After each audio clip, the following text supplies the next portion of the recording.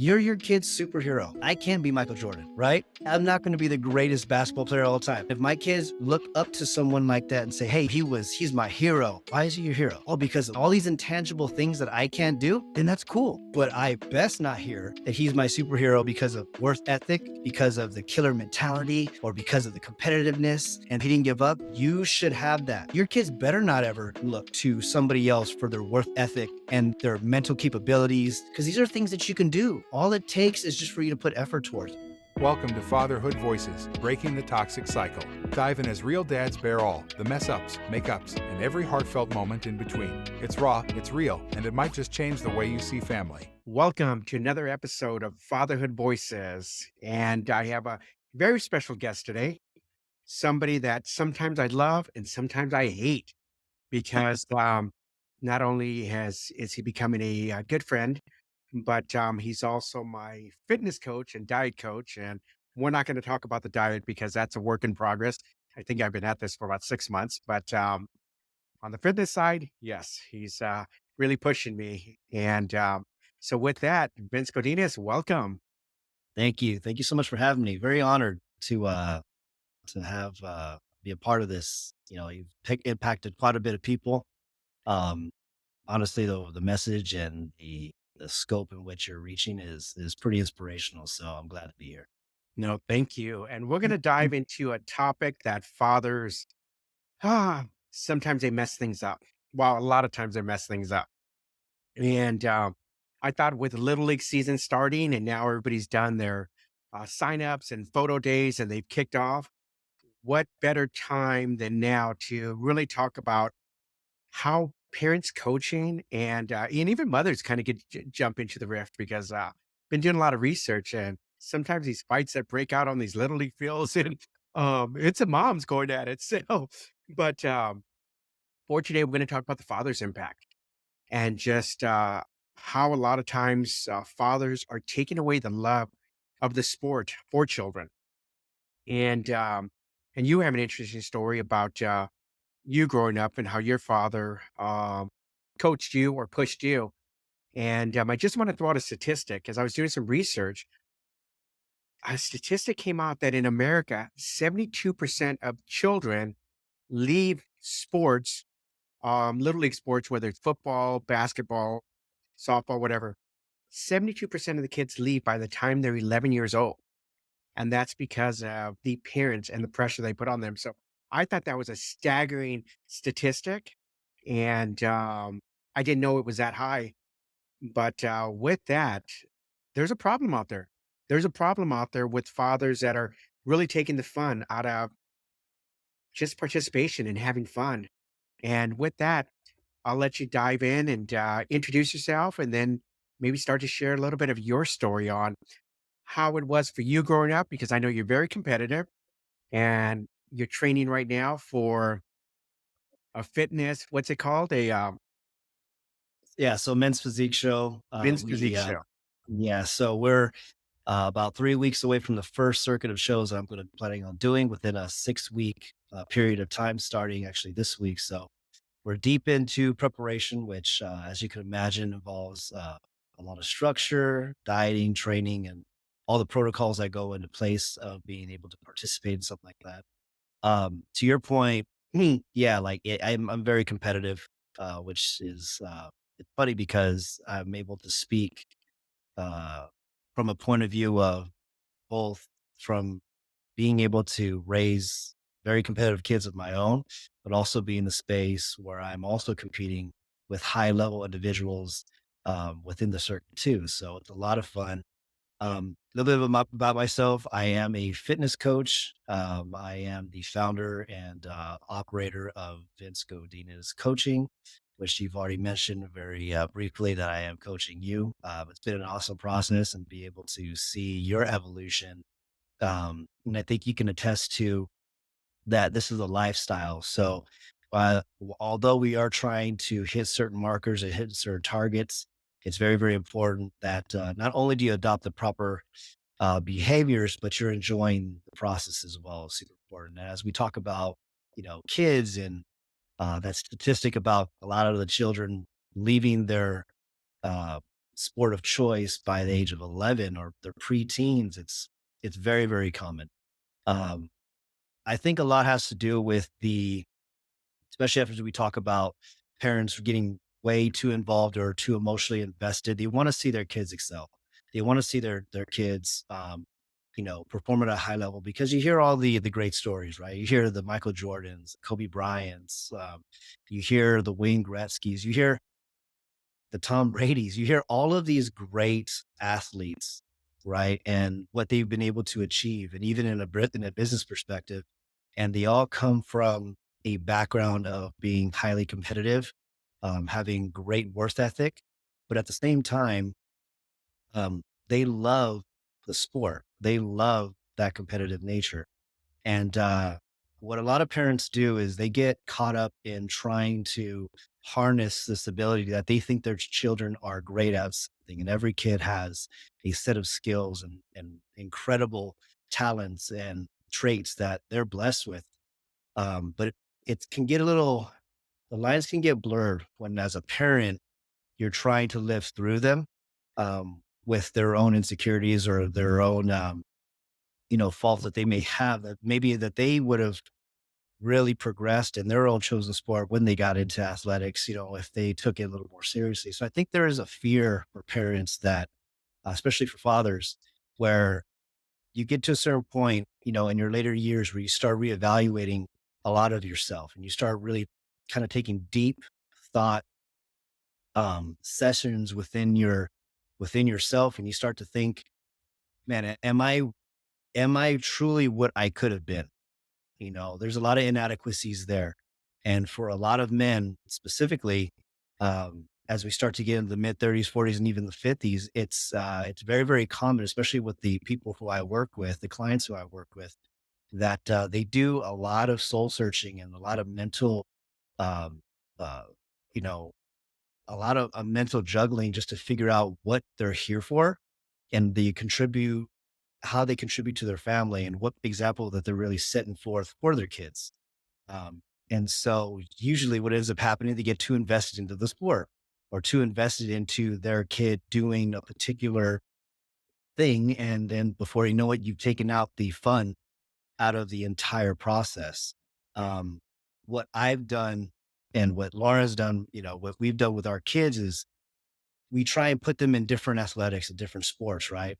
And we try and figure out what they actually love. And then we harness that instead of trying to push them into something. As much as I would love to have my kids play softball, baseball, football, everything that I enjoy, that I grew up loving, it's best to plug them into different sports or different activities that they have an interest in. Because guess what? No matter how much work you put in, no matter how much time you put into a certain skill, if you're not enjoying it, you will phase out. You will fade out and you will not live up to your potential. That could be in anything. That could be You in know, piano. it's funny you say that because I was reading some statistics on how, you know, sometimes parents they get that tunnel vision and, instead of like you said, putting them in different sports, they'll put them in little league, and then afterwards they'll put them in travel ball. Then they'll sign them up for clinics. Then they'll sign them up for coaching. And what it shows is that they're going to lose the love for it because unless they truly are enjoying it, like you said, a lot of times it's the parent trying to live their dreams through their children. And the statistics show that when you're just keeping a child repetitive in one sport, it increases injuries. It increases just their emotional, psychological stability of just losing that love for the sport.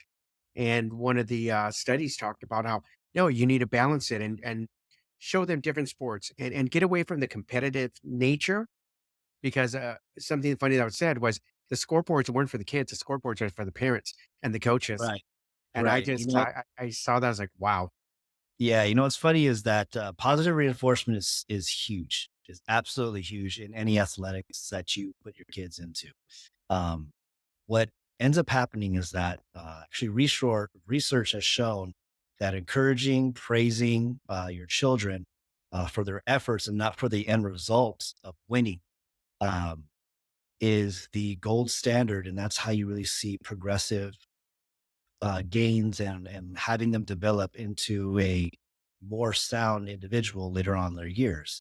So, for example, if you're going to have them play in little league, or whatever sport you're going to put them in, being able to manage the expectations that as long as you're there to do your best and you're there to perform at your best, then that's all you can really ask for. The result will come. And that's something that we instill in our kids is that we don't get caught up on the result. We get caught up on the process Mhm. throughout.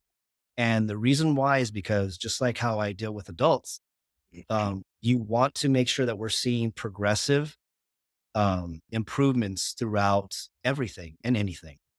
I don't care if we win. What I do, it's obviously it feels great to win, and being a winner is a great feeling.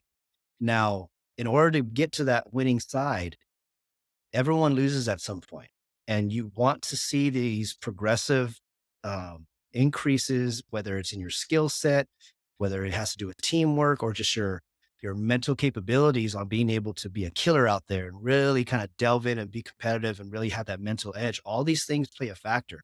And in order for you to get to that level, there has to be a steady increase of these progressions.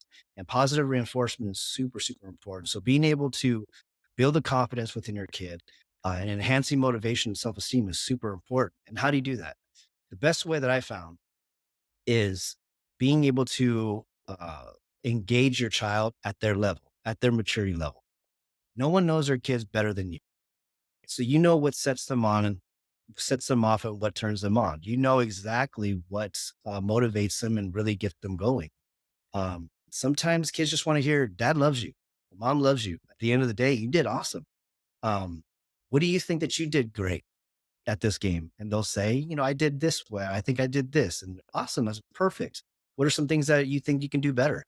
Well, I feel like I could have hit the ball better. I could have caught the ball. Okay, cool. So guess what? This next week, next 2 weeks, we're going to practice on this one skill because you said it. And what that does, it allows them to take ownership of their own development. Some people may think that that's too much for a kid to understand, but kids are smart and kids want to improve. When we start talking about building confidence, Wait a minute, especially wait a minute, wait a minute. What little league field are you at? Because the ones I'm at, what are you doing? Are you stupid? What yeah, the hell? Pay attention. Open your eyes. right. What are you doing? Rap. I mean, that's what I say. I mean, that's great and dandy, but I really haven't experienced that Yeah. um, when I've And gone to it's and it's yeah. so And it's funny too, right? Because especially when you go into these scenarios where the parents are getting all rowdy and they're getting super involved and invested, it's it opens my eyes because I was there. I was a kid at one point and I was with my dad actually never really did that. He was very supportive. There were some high intense moments, but it was because I didn't perform well because I was lazy that day. And that was those conversations were had on the way home, right? When we're driving home, we're figuring out what went wrong because he coached me throughout my little league until I went into high school ball. So he was highly involved in in my craft. So the funny thing is when I'm looking at my kids and we're kind of delving into improving, first of all, I set the expectation that, hey, look, if we're going to do a particular sport, we're going to do it this way. You're not going to quit halfway through. We're going to finish it out because you finish everything you start, first of all. And second, we're going to have a lot of fun. How do we do have a lot of fun? We improve. We make a mental note or we actually journal down where we started at. And even if like, for example, my daughter, my oldest Karina, she did softball, never played ball ever. She had done other sports, but never always wanted to play softball. So we'll play softball. So she got in and, she didn't do great at all. The first couple games, first couple practices, we threw the ball around a little bit because that wasn't something I was going to force on her, but she had a lot of fun doing it. So at the end of the season, she made these small incremental improvements. And I showed her in our journal, hey, look, this is where we started from. And this is where we ended, where you're hitting the ball, you're throwing, and you're contributing. You're not the worst on the team. You're like middle of the pack, an upper like 3 or 4.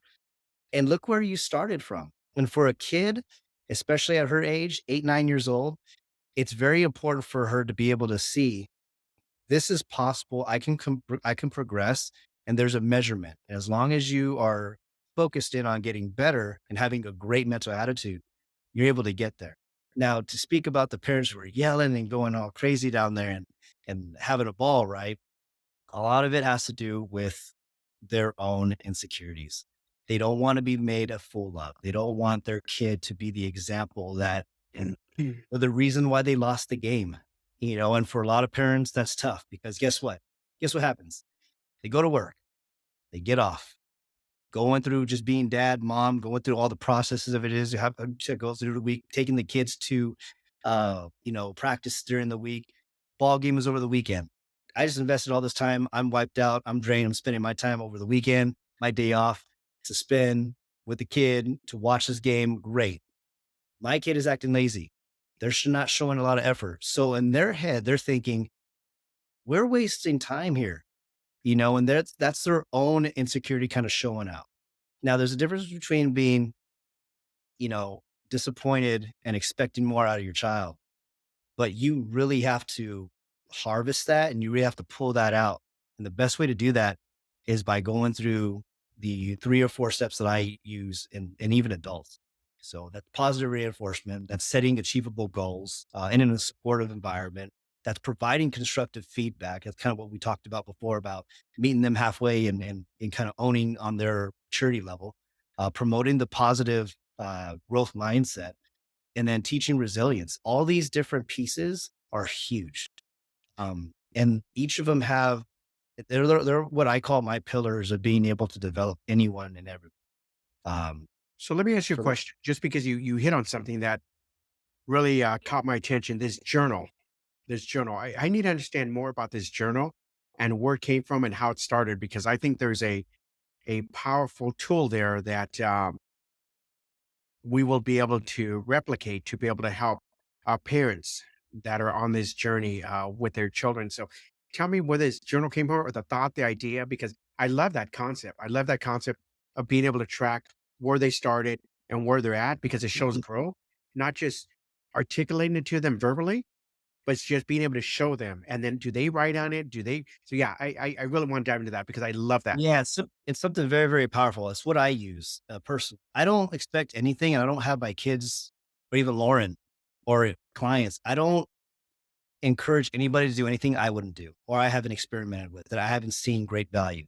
So as a teenager in my early 20s, I really didn't have a path. I didn't have any measurement. I didn't have any way for me to track progress. I would hit highs and lows, and whether it's professional life or whether it has to do with, relationships, and I'd be all over the place. My habitat or um, my year would be dictated on high emotion, the highs and lows. And that's not how it needs to be.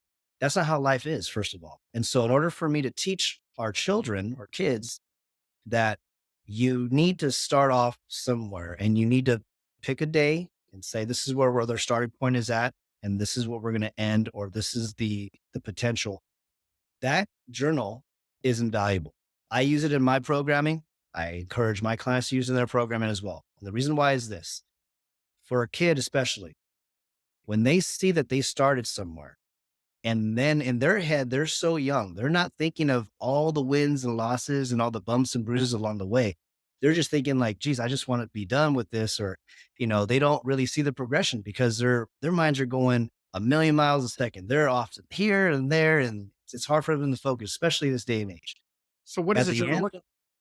the journal is just a normal journal. Just It's normal. literally just a book. It's just a normal book. Are Or there it could be a, huh? Are there questions? How did I do today? I sucked today. I did good. Are there like, So yes. So in the beginning, yes. So in the beginning, we'll have there's about 5 to 10 questions or 5 to 10 points that you hit. So what do you want to accomplish? Are you having fun? How much fun do you want to have? These are a couple different questions that we have. Also, I encourage them that how many times they plan on practicing. So they're making um, these, uh, these commitments for themselves. I ask them, how many times do you want to practice or how many times are you going to commit to practicing? I'll do, okay, once or twice a week. Okay, cool. Boom, boom, boom. Where do you want to hit? How many balls do you want to hit this year? Or how many friends you want to make this year? It all comes down to these questions, these probing questions that I ask, these discovery questions. And that way it gives them ownership. And then that's a dynamic list that changes all the time. So one week, if they plan on they had a great week, but maybe they didn't do so well in fielding, for example, then they're going to put that on their note and say, I'll do better next week on this, or maybe I'll do better with my relationships or my team, and maybe I'll put more of an effort of being a leader this week. And then you go on from that way. So the journal is just more or less for them to put their thoughts down on paper and to see where they started from, and then have these mid checkpoints every 2 to 3 weeks until the end of the season. And so what that does is it allows them to see this progression of this is where you started at your earlier time of starting this particular sport or activity or whatever it is. And in 6 months' time or 5 months' time or however long the season is going to be, for example, volleyball was about 3 months.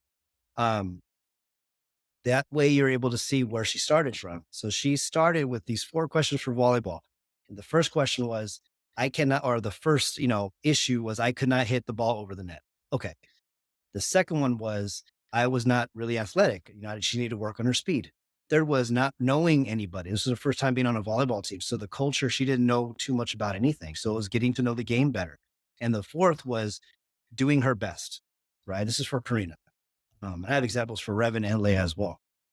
So halfway through the 3 week mark, she's looking at these notes and I'm saying, okay, how do you feel about this? Well, I could have done a little better here. I could have done a little better there. But she was getting down on herself. She was beating herself up. I still can't get the ball over the net. I'm not scoring.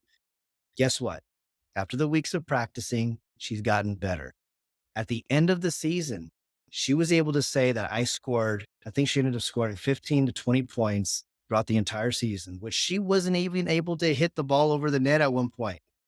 She was able to speed up and actually accelerate her athleticism, which made her more involved in the team. She was sitting on the bench in the beginning. She was now a starting player. And then in terms of teamwork, she made tons of friends who we still have friends over all the time for play dates and stuff. So she was able to hit all these marks just by just writing down what she wanted. And it wasn't that something that I said or Lauren said, hey, look, you need to make this list. This was a list that she agreed that she wanted to vet her on. And that gives the ownership to her. It makes her self accountable. And I can't stress that enough. Self accountability is so important. And you need to start this at a young age, because what it does is it gets the child to understand that you have a physical hand in on how your confidence is going to get better or increase. And you dictate on how your emotional stability is going to be.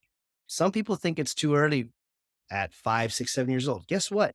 By 7 years old, I forget what statistic it is or what research paper that came out, but by about 6 to 7 years old, that child is already, you can already see the makings of what that child is going to be about the 6 to 7 year old uh, age, because of the fact that they've already had from when they were a baby up into developmental stages of 5 and 6.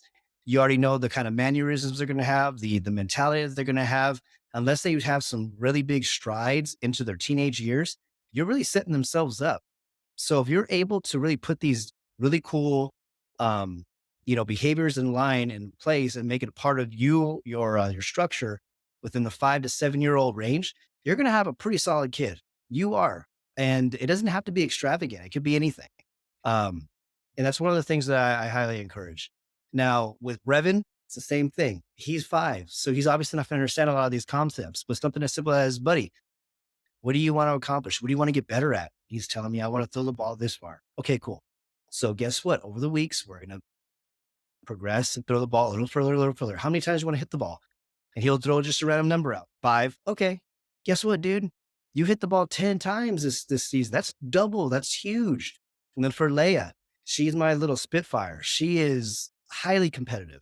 So with her, it's funny because I have to I have to set markers up and to make sure that she is not only challenging herself, but she's also not discouraging herself because of how good she is at soccer.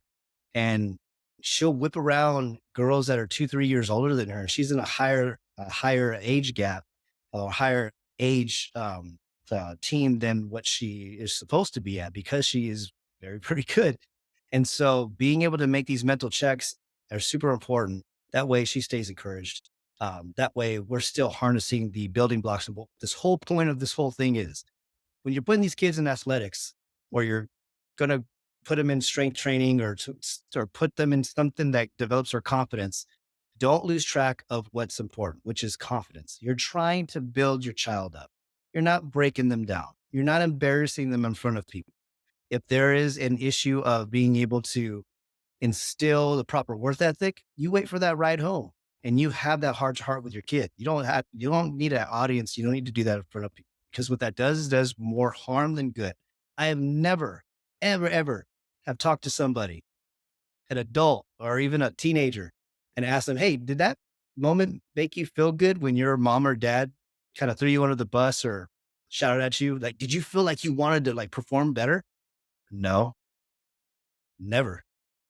Never has there been a time where my dad or my mom yelled at me or put me on blast in front of all of my teammates and in front of the crowd, and it made me think to myself, "I'm gonna do better."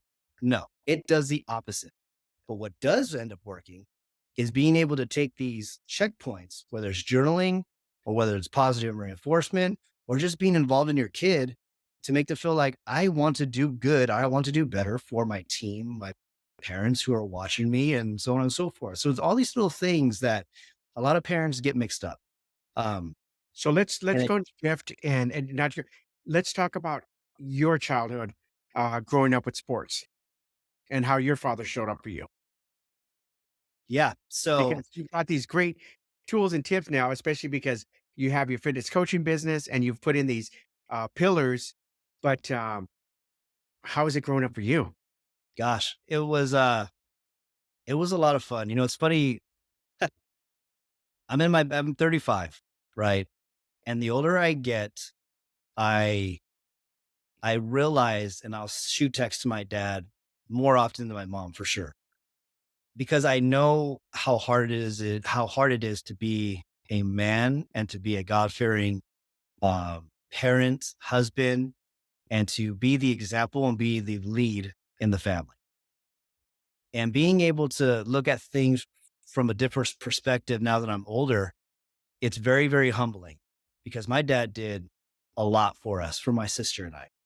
Um, I got involved in T-ball at 5, and I played throughout the entirety until I went into, high school. So that is over a decade or close to a decade of him being working shoulder to shoulder with me. Now, was practices always great? No, it wasn't. Could you say that he was the guru of baseball, T-ball for the city? No. We lived in Pomona, right? So we had a very humbling beginning where a lot of the dads out there that were involved just wanted to be there to be involved with their kids, so they weren't involved in gangs and a bunch of other things. And he never missed a game. He was always there. He was always involved. It wasn't until I started to go into high school where the scheduling was just a little off because he worked the weekends and my games were on Thursdays and on Saturdays. So he wasn't always able to get there. But in as a kid, up until teenage years, he was always there. Um, and I understand the sacrifice. I understand how hard it could have been or how hard it was. I understand the fatigue, the mental fatigue, the mental drainage, the energy that it takes to be able to put forth that much effort into your kid. And he did it for so long, right? Now, he expected a lot out of me because I showed interest that I expected a lot out of myself. And as a dad, you need to be able to understand that if your child is showing some interest that they can be great because they believe in themselves, then you need to push them because that's very, very difficult. Some kids never get that opportunity because their environment is not the greatest, or potentially they just don't have found anything that they're really, uh, passionate about. But the minute that you figure out that your kid wants to be great at something and they talk about it often, which I did, that's when it's full pedal to the metal, and he contributed a lot to my development. But I here's a didn't sorry.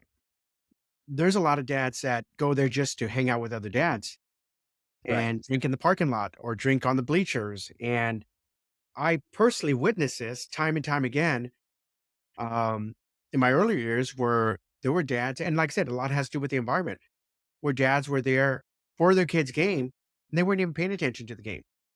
They were chit Yeah, chatting with each other and what they're doing this weekend or just shooting the shit with other dads. And you know, how now? Um, of course, the children can feel that, they can see that. And then for a father that maybe is there engaged with their child and there to support them, how do they step up, or how does the coach step up to remind them, like, hey, a lot of these things that you're talking about are great, but it's not the reality in a lot of places, unfortunately. There's a lot of dads that just aren't showing up. So what can we do as a collective, as other fathers that you're kind of trying to balance, not stepping into their family dynamics, but you want to show that child some support, because this is a common. I literally just seen this like a week ago, believe it or not. So You know what's funny is being in the fitness industry for over 10 years, coaching for the last 5 years, people usually come to me when they are at their last thread. They come to me and after a consultation, they talk to me and they want me to help them out. And we start to work with each other. They're either in bad health, emotional stability is gone, maybe relationships at home is not great. Like they're like that. This is their final straw. This is their final Hail Mary attempt to be better. A lot of those dads are at these games, right? Because of, like I said before, their own inadequacies, maybe their own frustrations or whatever it may be. To answer that question is to put myself in the best possible situation personally. And what that really entails is to live by example. So when I wake up every morning, when I'm training or doing whatever I'm doing, I am the living product of what I preach, of what I tell people. When I go to these games and I see the parents are getting all rowdy and getting crazy and they're getting their kids' faces, not only am I not doing that to my kids, although I am getting intense and I'm really trying to pull this out of all the kids, not just my own. Um, but it does say a lot to a father or a parent when they see somebody else who appears and looks a certain way. And I'm not going to lie to you, it has its benefits. And they can see that they're able to do what I'm not able to do. Why? Why is it that I'm over here yelling and screaming at my kid or throwing some back or whatever, but this person over here who's like perfect or whatever that it is they think that I am, they're able to see something good out of my kid that I can't in that particular instance. Like, what is it? And it's just effort. And so, as long as I find myself into these situations where I'm able to just uplift kids, have good relationship with the parents, they're able to see that this whole thing is possible, that we're all here to have a good time, really build confidence within our kids. Um, I can't have, there's no perfect answer to the question of what can you do to the individual who is stuck in their own bad habits and they're having to kind of spill over into their kids' extracurricular activities that you just so happen to be a witness of. All you can do is be the example at that given time that I make this look easy. Why? It's not easy. Believe me, it is not easy. I'm tired. I have my own things going on. What's important? What's important is to build proper relationships with the people that are there, uplift your kid. And at the end of the day, being able to speak power and confidence within everybody. So, for example, when I was, when we were participating in soccer, there was a parent, one team, and they would say some choice words. We're talking some really foul words that my kids don't even know, right? They know now, but that set me off to the point where I told myself, if I end up hearing these things being said off to the other side of the field, I'm going to say something. So as I was patient, I let these words fly, and I'm sitting there thinking, like that's it's crazy to me to think that you are in such a weird place or such a bad place that you feel the need to express yourself in this manner.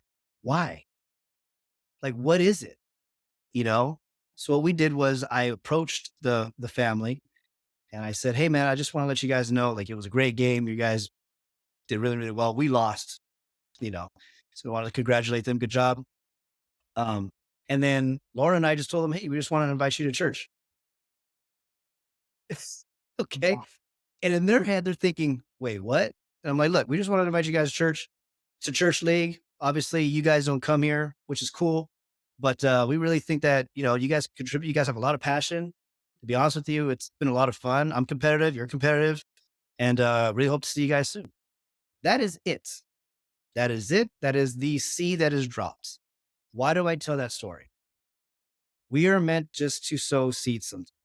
We are just meant to be there, be present, be the example of what we're supposed to be, and that is it. Whatever they do with that information is up to them. And guess what? As long as we played them, they never said anything after that. We played them 4 different times. There was not one harsh word. I didn't even hear them get upset at their kid like they normally do. And they're throwing stuff and they're just getting wild. We never saw that again after that. Wow. Now, to say like, oh, that we were responsible for it. No, no, we weren't responsible for anything. All we were responsible for was doing what we were supposed to do. I'm a man of faith, and we are supposed to be here to speak truth and life. And at the end of the day, whatever happens, the result is given by God. That's it. All I'm asked here for is just to put the work in, and that's all. The result comes from Him. And that was huge for me. It was eye opening for me because that allowed me to really sit in it and think, this is all I need to do. Being able to uplift my kids, uplift other kids, speak power and confidence to people. That's why I'm here. And I have a lot of fun doing it. A lot of fun. And you know what? There's going to be some people out there that don't, understand, and that's okay. But I'm here whenever they need to, whenever they need that shoulder to lean on. I'll be here. So what do you do when your kids are on a team and the coach isn't instilling the same values? Maybe they're over competitive and they're putting the kids down because this is common also. And how do you balance that? That's a good question. That's a very good question. The funny thing is, we haven't had that situation happen because of how I talk to every coach that we set the expectation right as soon as the first day happens. So tryouts or you get put on a team um, first practice comes up. Usually the coach introduces himself to the parents and all that good stuff. After that is done, I stay behind and I talk to the coaches one on one, and I'll tell them, hey, look, I just want to let you know that whatever, if it's a new sport, I'll tell them that, hey, Karina or Leia or Revan has never played the sport before. Just letting you know, we are going to develop some things. Just if there's anything specific he needs to work on, she needs to work on, let me know, and then we'll develop that. Obviously, as I'm here at practices, I'll watch for things too. If you have any feedback picked up, any feedback things that you need to give them, please tell them. If you have anything in more in depth, then you need to tell me. I set the expectation very clear because the reality is that I'm not always going to be there. I'm there to teach my kids that the world is not a very friendly place. There's going to be people, bosses, friends, things that are going to happen that are out of our control. They need to be resilient enough to be able to take feedback, digest it in small portions, and be able to get better from it. I'm here right now as what I like to call to control the chaos. It's my responsibility to create an environment where I'm able to expose them to these life lessons in my own way to better prepare them for when the situation happens where I'm not going to be there. So if I'm able to set the expectation like I have been with these coaches ahead of time, that the end result has been pretty good. We haven't had any issues whatsoever. And my kids have been in sports since they were 5. So it's been 5 years now that any one of my kids have been in sports. I love And, the idea that you're setting the you know, expectation with the yeah. coaches. And then the funny thing is how long did it take? It took me not even 5, 10 minutes. That was it. Instead of the parent sitting off to the side, not being involved, this all really has to do with just being involved into your kid and being invested into your kid. If you really cared, you would take the extra steps to making sure that you're protecting your kid during that period of time of whatever that it is they're going through, athletics or another real world situation. Now, it took me 10 minutes to have that conversation. Was it uncomfortable at first? Well, yeah, of course. But after doing it a few times, it's not that uncomfortable and your kids are worth it because that's your job. Now, if you don't care, then don't get upset when your kid is getting bad mouthed or getting put down in front of the team because that's the expectation you're setting. That's the example you're setting for your family. That as long as it doesn't involve me too much, I'm okay because I have so much on my plate. Guess what? Life is hard, life is not fair, and you are a parent. Start acting like it. One thing that bugs me the most is people who go throughout their lives, adults, parents, who are responsible for raising children who are going to be part of society. Okay. They walk around with this sense of victimhood mentality that life just happens to them. What do you think happens to your kid? They're watching. Your kids are watching everything you do. You think that they're not. You think that they're just too little and they don't understand these different mechanistic things that are happening around you, but they do. And they're watching you react to hardship. They're watching you how you react to emotional stress. They watch how you react to physical stress and physical pain. They watch everything. And at the end of the day, you are your kid's superhero. You're your kid's superhero. Okay. And selfishly enough, I can't be Michael Jordan, right? I'm not going to be the greatest basketball player all the time. I'm 5'5" on a good day. I am not coming nowhere near a basketball. Love it. I think it's awesome. Any of my kids want to play, great. But I'm not going to be a basketball superstar. And if my kids look up to someone like that and say, hey, he's my hero. Why? Why is he your hero? Oh, because of worth ethic and because, this and all these intangible things that I can't do, then that's cool. But I best not hear that he's my superhero or he's my hero because of worth ethic, because of the killer mentality, or because of the competitiveness, and because, he didn't give up. These things you should be having.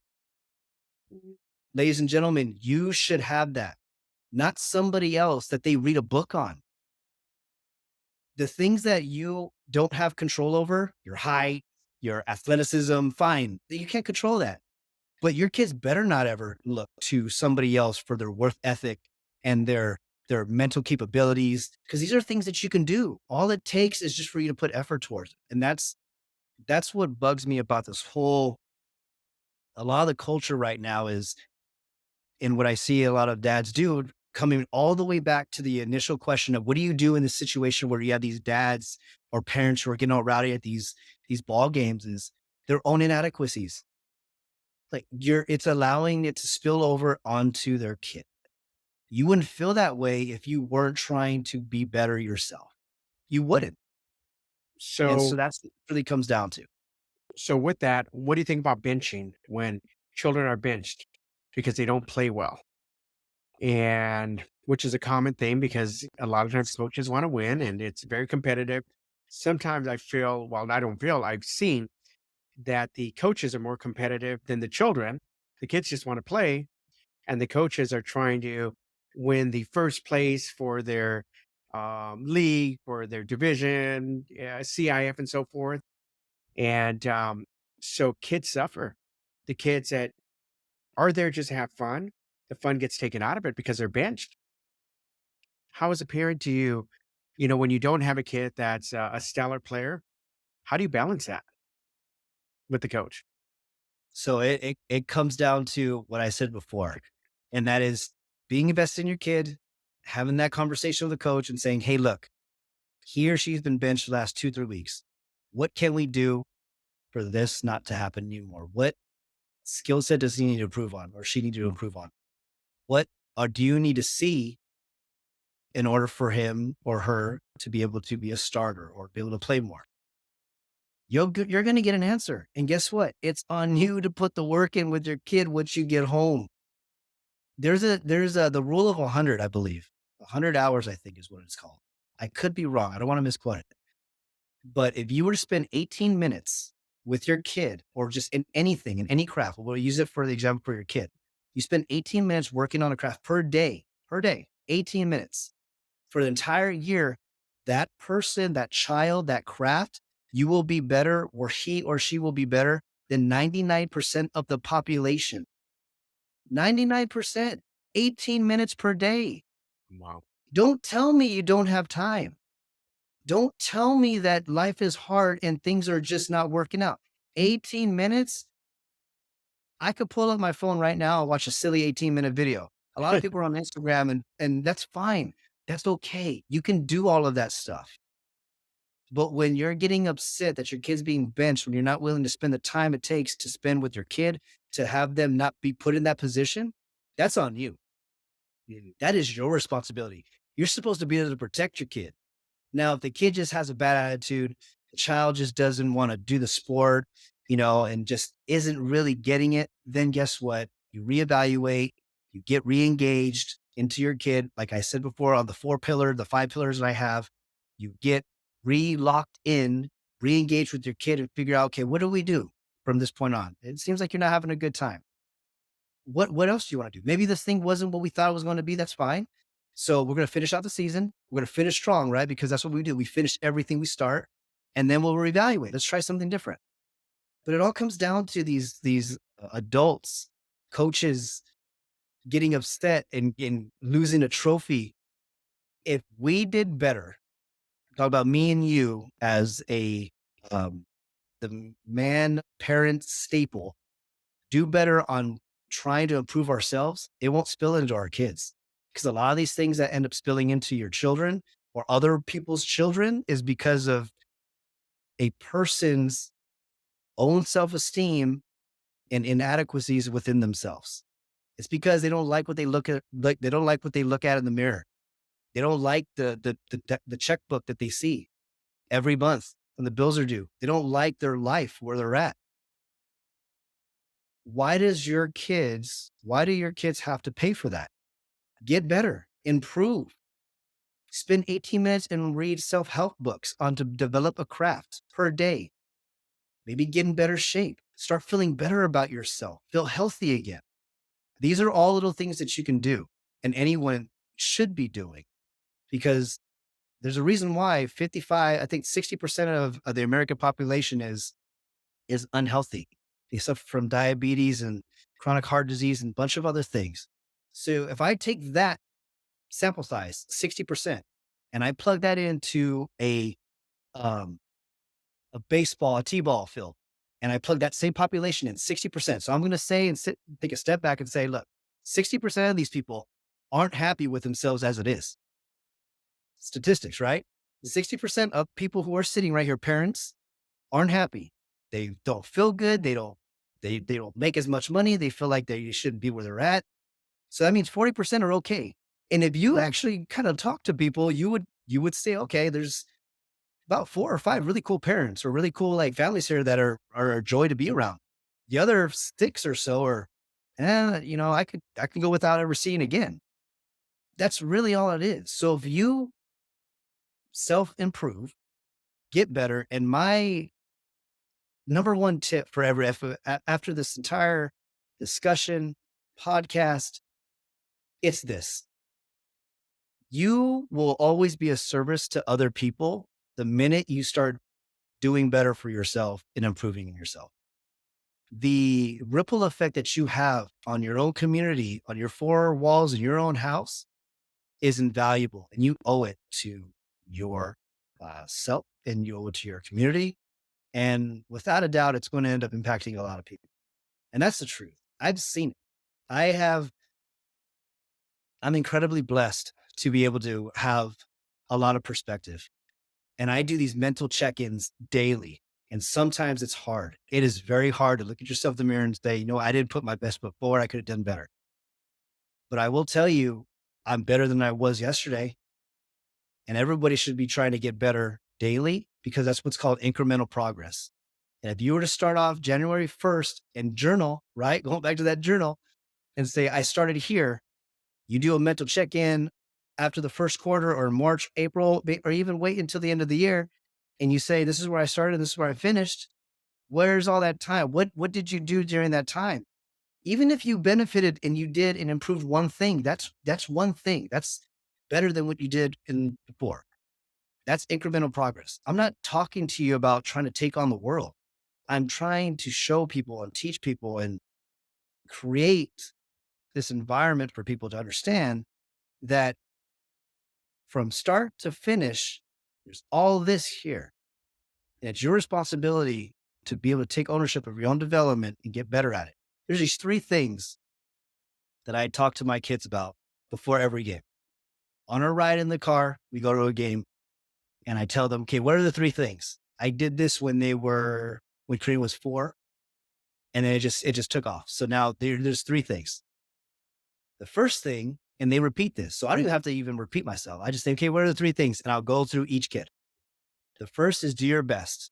There is no try. There's no try. I'm not going to try my best. No, I don't want to hear that. You're going to do your best. What's the difference? Trying is an emotional response. I'm going to try if I feel like it. Doing your best is I am going to put a maximum amount of effort in doing what I'm going to do during this period of time. And that is it. Number two, be a good teammate, whether it's showing exceptional teamwork. So I'll say, what is number two? And Karina will tell me, I'll try and uplift, somebody on the team, or I'll make sure I say good job more often. Okay, cool. Awesome. And number three, make sure it's something technical. So something about what they're trying to develop, something very specific. So when they're trying to perform at the game, that they know in their head, we've been working on this one thing for the last week, 2 weeks, whatever it is. I'm going to make a point to do this a little better and really focus in on that. And now each of my kids will have a different answer for them, but they all have the same base answers. And so what that does is when we get back home or we're driving on home, I'll say, okay, what are the three things? What did you do? And we revisit those things. So how did you do your best, Karina? And she'll say, oh, I never played that hard. I'm wiped out. Or Leah, how did you be a good teammate this time? What did you do? Oh, I passed more. I had a better mental attitude. I did this. Okay, cool. Revin, what is something that you did good that you were trying to work on, buddy? And he'll say, I threw the ball really far. Awesome. And it's these three things that literally took me 3 minutes to recite on their way to the game, on our way back home. And now the kids remember it. They don't even have that. If I forget for whatever reason, we're on a rush and we're trying to get to the game, they'll tell me and they'll ask me, Dad, what are the three things? And I'm like, oh shoot, yeah, what are the three things, right? Because guess what? We started that off when they were little. We stayed consistent with it. And now they hold me accountable. And that's what this is all about, is holding them accountable, because in time they're going to hold you accountable. And that's what you need, these checks and balances. So that's something that's very, very special to our family, unique to our family, is that we have that stuff. And Lauren and I do the exact same thing. What are three things? And they're not obviously athletic related. They're more business inclined, relationship, and more spiritual. So we'll make sure we're making these mental checklists on each other to make sure that we're both completely aligned on any given day. And it's served us pretty well. Well, with that, that's a beautiful way to end. And in the end, it comes down to the parents, it comes down to the father, and it comes down to them taking the initiative, taking the steps to not only teach the coach how the kids should be coached, but also to show up for them and to practice with them and to instill pillars and to teach them to journal. So this has been powerful. A lot of nuggets here to definitely take back. And yeah, I'm looking forward to creating a sports journal. Lauren, can we get that started? So if I can borrow that concept, I would love to put some together and help other parents that are struggling. So thank you very much. Gosh, this has been awesome. Thank you so much, Edward. Again, I would love to do this again. If Absolutely. anything, this has been a great opportunity for not only to share some things that we have that we instill within our family, but I hope that it has served or will serve as many people as it has served us. So thank you so much. It's been a lot of fun. Can't wait to do it again.